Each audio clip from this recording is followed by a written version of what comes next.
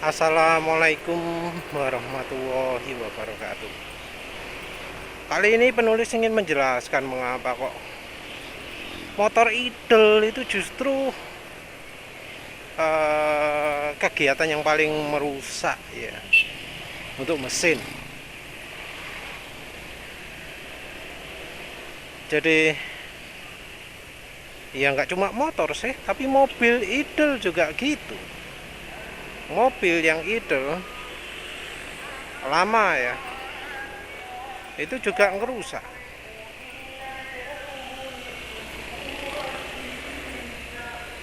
Apalagi kalau mobil ya, mobil sambil nyalakan AC, terus ya lampunya itu ada yang nyala, terus nyalakan AC tok lah itu. Mobil idle nyalakan AC itu eh, ngerusak ya. Ngerusak apa? Ngerusak aki.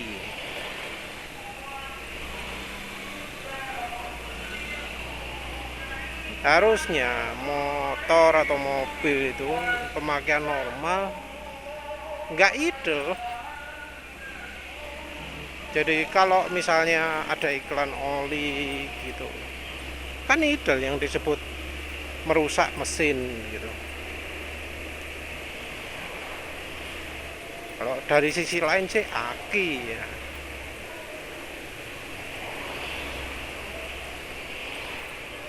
Jadi kalau ada iklan itu stop and go merusak.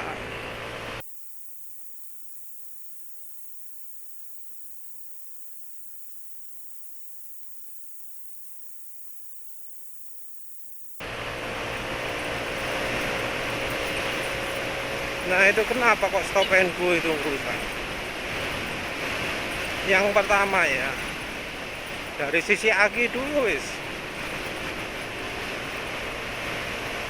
Aki itu bisa rusak, bisa soak ketika motor atau mobil itu terus-terusan, terutama kalau nyala semua lampunya ya, apalagi pakai AC. Karena idle itu nggak ngisi aki banyak.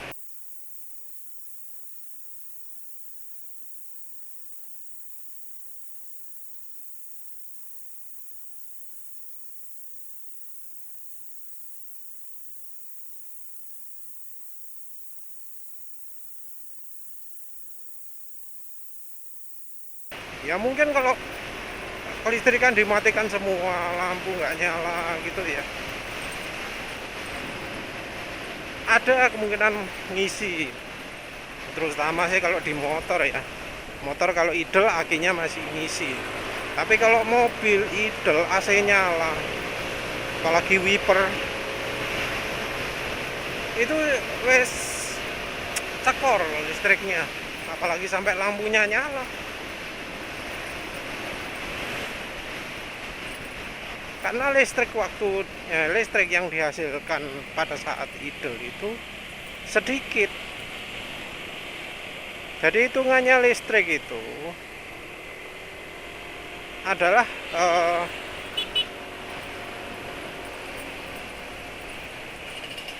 makin rendah HPM-nya ya makin sedikit listriknya. Listrik yang dihasilkan itu berbanding lurus dengan putaran mesin. Jadi kan generator itu ditaruh di mesin, dinamo ampernya, power generatornya itu bergantung pada putaran mesin. Putaran mesin yang rendah, listriknya juga rendah, suplai arusnya juga rendah. Sementara itu kalau terutama di mobil ya, pakai AC itu kan ada kipasnya, terus lampu juga kepake, itu juga makan arus. Kalau mobil listriknya banyak. Penulis pernah punya pengalaman buruk ya dengan pemakaian RPM rendah. Waktu itu mobil karbu, kalau mau eco riding itu kan RPM dijaga rendah. penulis lakukan itu. Ya kebetulan lalu lintasnya juga membutuhkan berkendara seperti itu. Saat itu hujan terus apa namanya,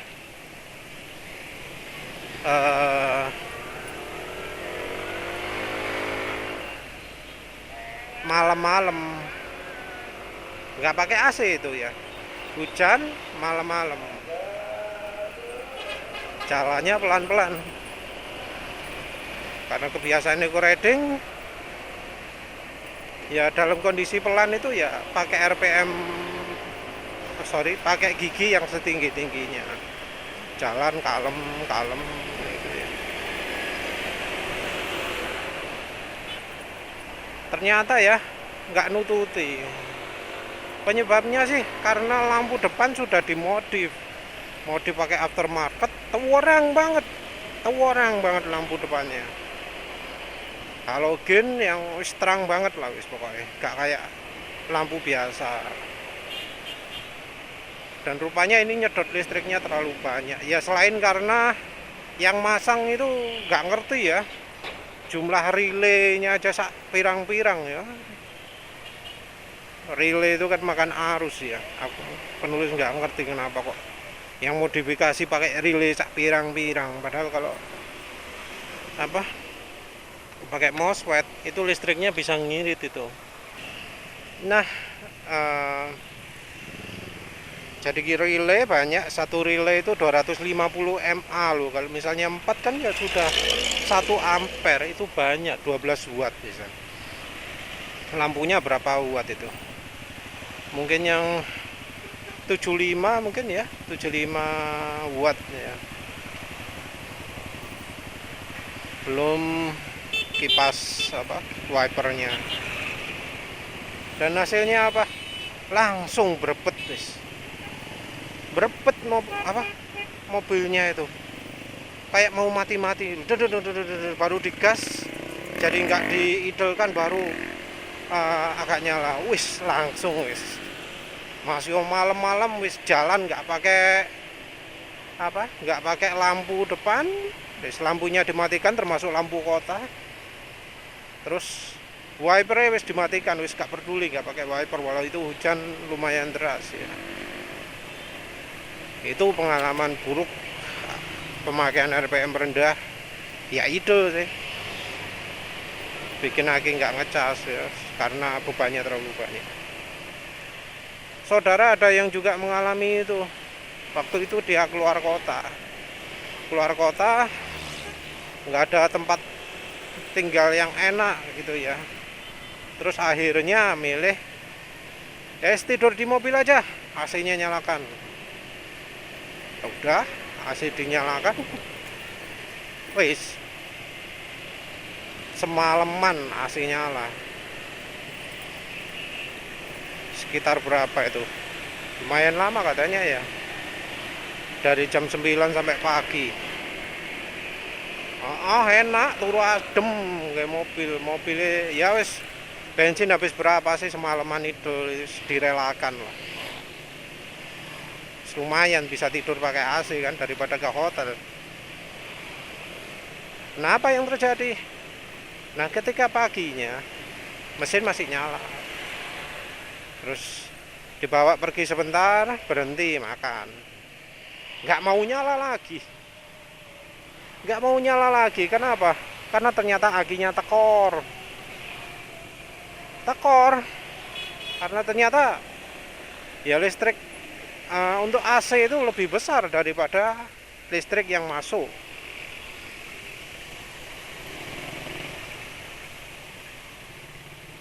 Ya itu cerita nyata ya, dan bisa terjadi ke semua orang. Ya nggak tahu sih ya kalau mobil listrik yang enggak ya. Listriknya saka mobil kok. Terus gak ono alternatornya lagi. Kalau habis ya habis, otomatis mati suri. Demi konservasi ya.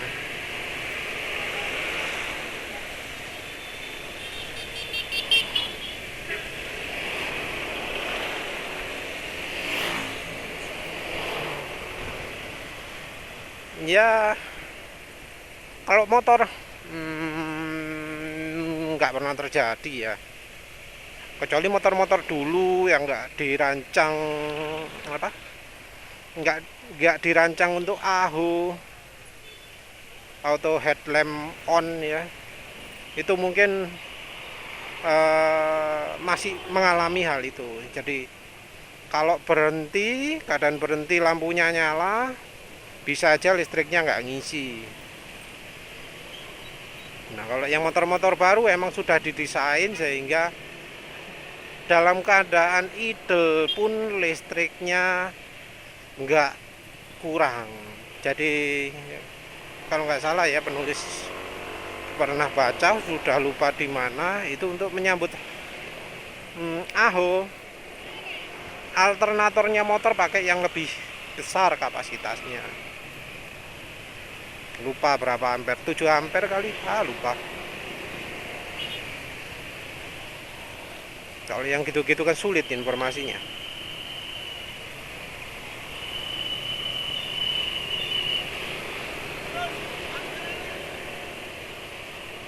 Ya yang jelas kalau motor sekarang produksi baru-baru mestinya nggak masalah idle gitu, listrik masih ngisi, harusnya begitu, termasuk di motor yang pakai smart key juga.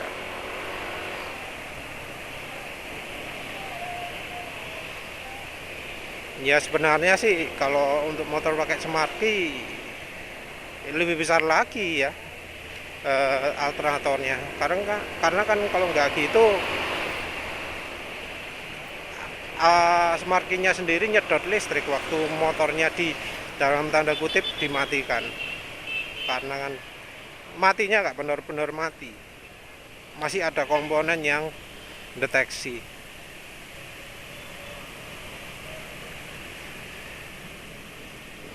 Berapa ampere entah, nggak pernah ukur, nggak punya motornya soalnya. Nah walau begitu masih ada ya resiko, bisa dibilang resiko, bisa dibilang enggak.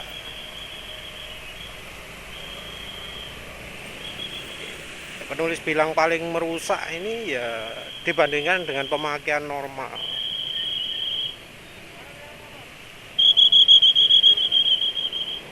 Biasanya orang ngomong itu mesin cepat rusak kalau dibuat kebut-kebutan. Iya, karena dengan kebut-kebutan itu tenaganya gede, terus mengecek apa istilahnya, ketahanan mesin terhadap goyangan-goyangan yang berlebihan. Jadi kalau mesin nggak senter, menguji kemampuan komponen mesinnya terhadap getaran yang dihasilkan oleh mesin itu sendiri. Motornya makin bergetar, makin besar resiko rusaknya. Jadi tekanannya makin besar. Jadi kalau yang biasa ngebut itu biasa dengar suara mesinnya jadi klotak-klotak.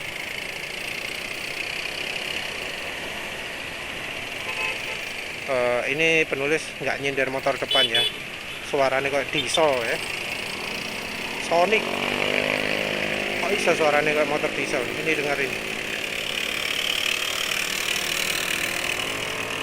Nggak paham mengapa kok Sonic bisa seperti itu.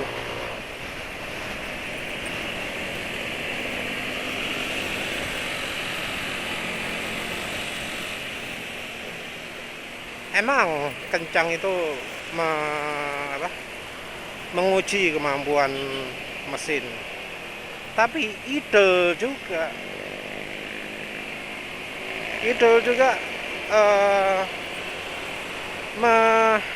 mengurangi performa. Jadi baik dari sisi bahan bakar atau dari sisi oli.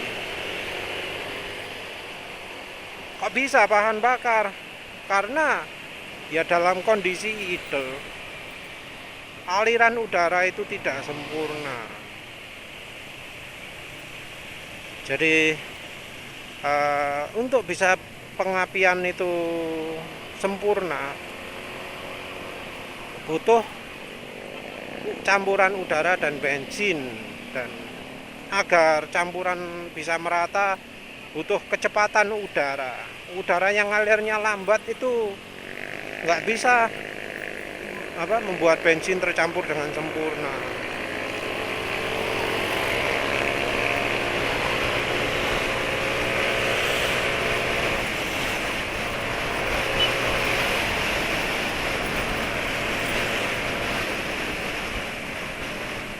Nggak bisa, harus harus kecepatan udaranya cukup. Makanya kan standar emisi itu membutuhkan hal yang lebih ya, catalytic converter atau yang gitu ya, yang lebih baik agar waktu idle itu pembakaran tetap sempurna. Kompresi mesin harus tinggi dan seterusnya. Ya, masalahnya terutama saat idle.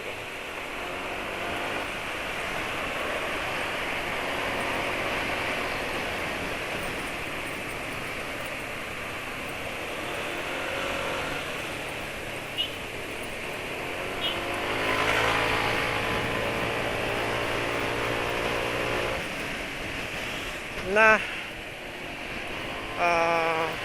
selain bensin, oli. Loh kan kalau mesin lambat, kerja oli lebih enteng. Enggak. Jadi untuk ini perlu lihat istilahnya apa? Strieback curve ya. Strieback curve itu adalah grafik yang biasa dipakai untuk menunjukkan hubungan antara kemampuan oli melapisi logam dengan tekanan, dengan kekentalan, dengan suhu, dengan kecepatan geraknya, kecepatan gerak antar komponen. Kalau di kendaraan, di mobil atau di motor, kecepatan gerakan antar komponen ini menggunakan putaran mesin, RPM.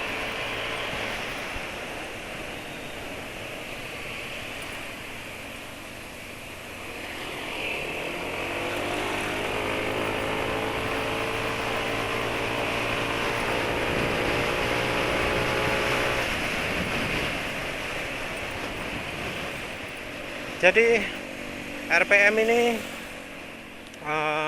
jadi bagian dari kemampuan oli. Nah, kalau kita lihat itu ya, grafik oli terhadap suhu makin tinggi, daya gesek makin rendah karena kekentalan oli makin rendah. Jadi ketika suhu tinggi, oli jadi makin encer.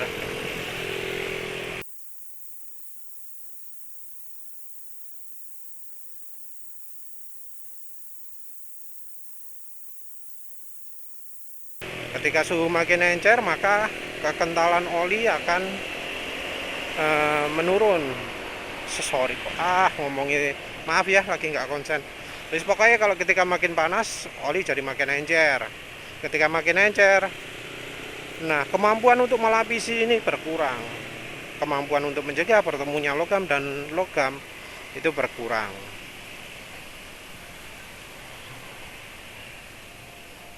Apa yang terjadi? Ya terjadi gesekan langsung antara logam dengan logam yang digambarkan dengan nilai hambatan yang sangat tinggi.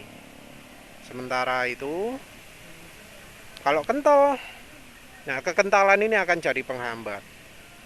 Tapi hambatan ketika logam bertemu logam langsung itu lebih tinggi, jauh lebih tinggi daripada kalau olinya kental, kalau hambatan dari olinya kental. Terus untuk berikutnya itu ketika dari tekanan makin tinggi, maka oli ini jadi nggak kuat lagi melapisi. Jadi ya mudah pecah olinya. Tekanannya lemah, nggak mempengaruhi.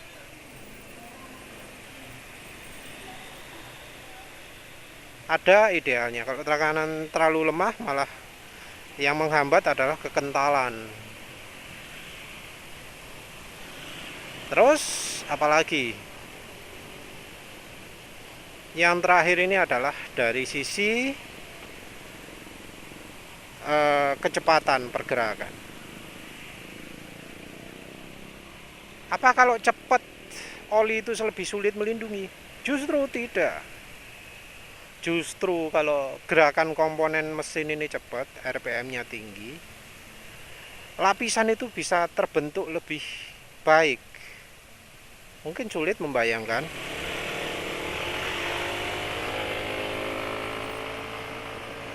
Lebih mudah itu kalau nyebut alah.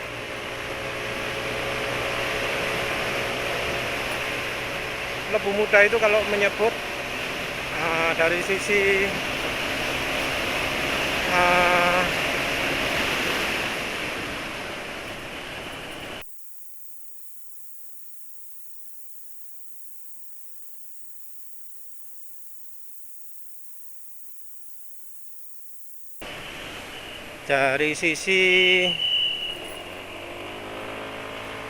water apa jenenge, hydroplaning.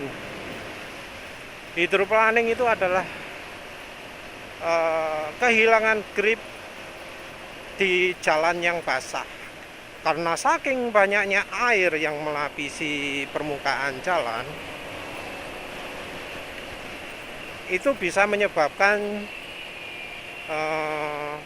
ban nggak bisa ngegrip. Jadi genangan air di jalan ini bisa membuat ban kehilangan grip ketika ban itu ngambang.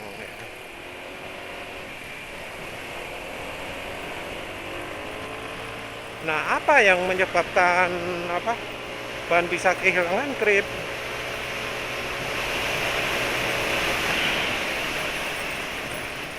Ini karena air ini menciptakan lapisan antara ban dengan aspalnya. Tekanan mempengaruhi. Motor makin berat atau kendaraan makin berat, makin sulit terjadi lapisan air ini. Iya kan? Tekanan itu sama kayak yang di oli mesin tadi. Tekanan makin tinggi maka cairannya itu makin sulit untuk melapisi. Airnya makin kental, jadi lebih mudah terjadi hydroplaning. Nah, soal kecepatan gimana? Makin kencang,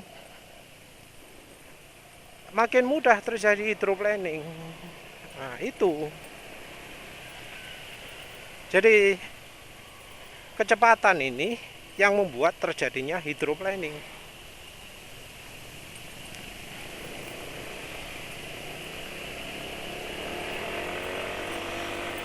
Nah, di oli juga sama.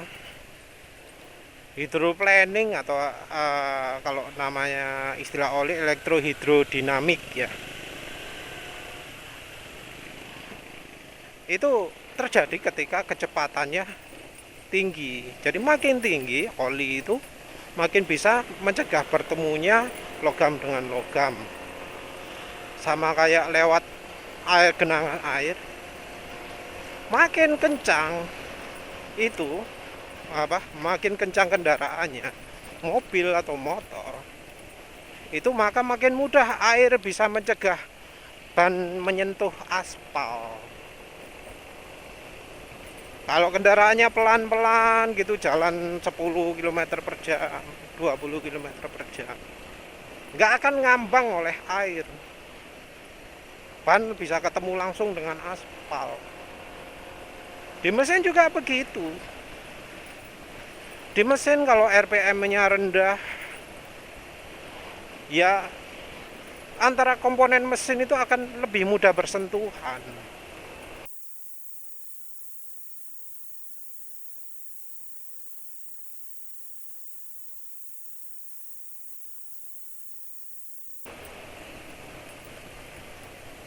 Makanya kan di iklan-iklan itu menyebut menyalakan mesin adalah salah satu penyebab ausnya mesin ya.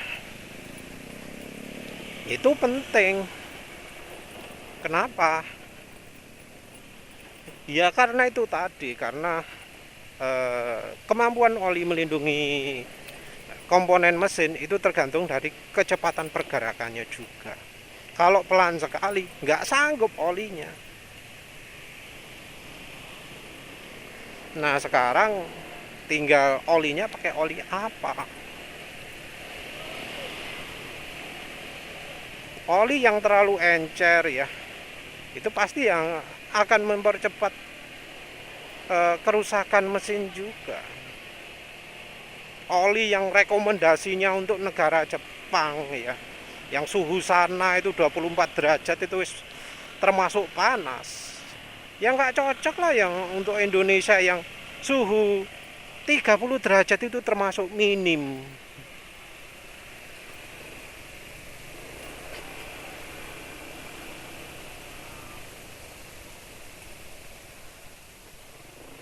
Ya jadi itulah mengapa kalau mesin idle itu bisa lebih merusak mesin.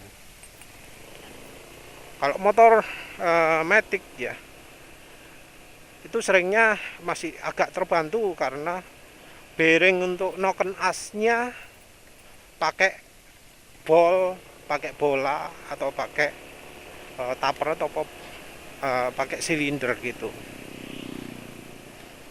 Ini bisa membantu. Nah sementara kalau yang di moge itu kan pakai pakai langsung logam dengan logam. Jadi langsung nggak ada bolanya, nggak ada apanya. Noken as itu langsung duduk. Di mobil juga gitu sih sebenarnya. Nah ini yang menjadi penyebab ausnya itu.